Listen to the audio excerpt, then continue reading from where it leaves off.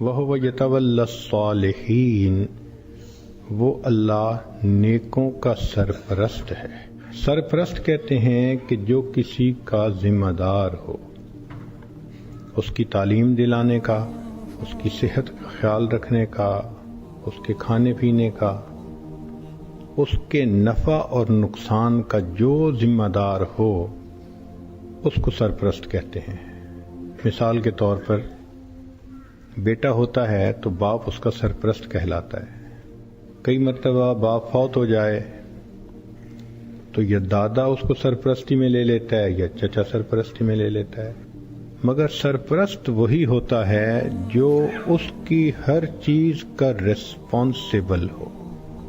اللہ تعالیٰ ارشاد فرماتے ہیں کہ جو نیکوکار انسان ہوتا ہے، جو شخص برائی سے بچتا ہے اور نیکی پہ زندگی گزارتا ہے، تو اللہ تعالیٰ فرماتے ہیں کہ اس کا سرپرست پھر میں بن جاتا ہوں، اس کی ہر چیز کی ذمہ داری میرے اوپر آتی ہے۔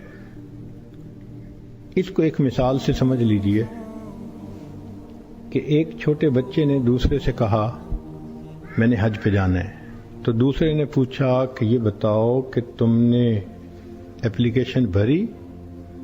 کہتا ہے نہیں۔ تم نے پیسے جمع کروائے بینک میں؟ کہتا ہے نہیں۔ تم نے ٹکٹ بک کروائی؟ کہتا ہے نہیں۔ تم نے وہاں ہوٹل بک کروایا؟ کہتے ہیں نہیں۔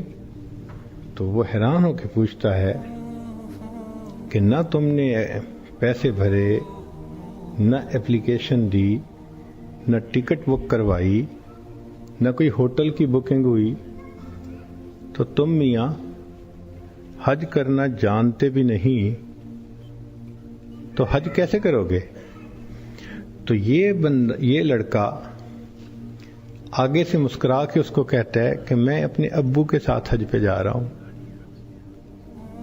اب جب اس نے یہ کہہ دیا کہ میں اپنے ابو کے ساتھ حج پہ جا رہا ہوں، اس نے سب باتوں کا جواب دے دیا کہ میری اپلیکیشن بھرنا بھی ابو کی ذمہ داری، میرے پیسے جمع کروانے بھی ابو کی ذمہ داری، جو میرے سفر کی ضروریات ہیں ان سب کی ارینجمنٹ کرنا میرے ابو کی ذمہ، میں ابو کے ساتھ جا رہا ہوں بس۔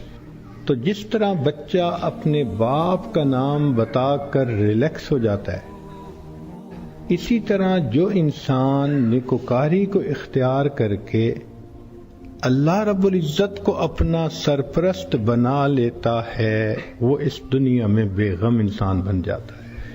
تو جو بندہ نیک بنتا ہے، یہ ذہن میں رکھیں، اللہ کی سرپرستی میں آ جاتا ہے۔ عجیب بات ہے، کوئی بندہ سرپرست بن جائے تو بڑی سیکیورٹی ہوتی ہے، اور یہ فلاں نے ذمہ داری لے لی۔ کیا اللہ تعالیٰ کی ذمہ داری پہ اتنا بھی بھروسہ نہیں ہوتا؟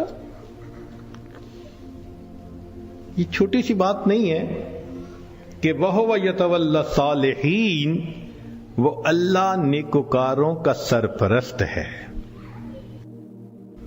آج تو جس بندے کے کنٹیکٹ بڑے ہوں، واقف ہوں، کہتے ہیں جی اس کے بڑے لمبے ہاتھ ہیں، اور اللہ والوں کی تو حالت یہ کہ ان کے ہاتھ تو اللہ تعالی کی جیب میں ہوتے ہیں۔ رابعہ بصریہ، اللہ کی نیک بندی، اپنے صومعے میں عبادت کرتے کرتے تھک گئیں تو سو گئیں۔ ایک چورا نکلا، اس نے دروازہ کھولا، اندر گھسا، کوئی اور چیز تو نہیں اسے نظر آئی، مگر ایک چادر پڑی ہوئی تھی، اس نے کہا چلو چادر ہی لے چلتا ہوں۔ جب چادر اس نے اٹھائی اور واپس جانے لگا، ایسا سر چکرایا کہ اس کو آنکھوں کے آگے اندھیرا ہو گیا، دروازہ نظر ہی نہیں آیا۔ تو وہ بہت کنفیوز ہوا اور اس نے چادر نیچے پھینک دی۔ جیسے ہی نیچے پھینکی، دروازہ نظر آیا، تو اب اس پہ خوف طاری ہو گیا اور وہ باہر نکلنے لگا۔ جیسے باہر نکلنے لگا، ایک آواز آئی، اگر ایک دوست سویا ہوا ہے تو دوسرا دوست جاگتا ہے۔ ہم گناہ کر کر کے اپنے آپ کو اللہ کی سرپرستی سے نکال دیتے ہیں۔ اور جب سرپرستی سے نکل جاتے ہیں اللہ حال پہ چھوڑ دیتے ہیں، جاؤ تم جانو تمہارا کام جانے، ہماری تو مانتے نہیں۔ پھر شیطان ہمیں بہکاتا ہے، لوگ بھی دھوکے دیتے ہیں، امیدیں توڑتے ہیں، بندہ دنیا میں دھکے ہی کھاتا پھرتا ہے۔ ہم سے زیادہ کون پاگل ہوگا کہ جس کے ساتھ اتنا بڑا اللہ نے وعدہ کر لیا اور ہم اس وعدے سے فائدہ نہیں اٹھا پا رہے؟ ایک بچہ بھی ہم سے زیادہ عقل مند کہلائے گا۔ کیوں ہم پریشانیوں کی زندگیوں میں پڑ گئے ہیں؟ اس لیے کہ نفس کی خواہشات پوری کرتے ہیں۔ تو نفس کی خواہشات پوری کر کے، گناہ کر کے اللہ کی سرپرستی میں نکل جانا، یہ کہاں کی عقل مندی ہے؟ تو راستے زندگی گزارنے کے دو ہیں، ایک ہے نیکوکاری کا راستہ، ایک ہے بدکاری کا راستہ، منمانی کا راستہ۔ اگر آپ غور کریں تو آج کے دور میں منمانی کی زندگی گزارنے والے بہت زیادہ، اور ہر حال میں اللہ کی مان کے چلنے والے بہت تھوڑے۔ نتیجہ کیا ہے؟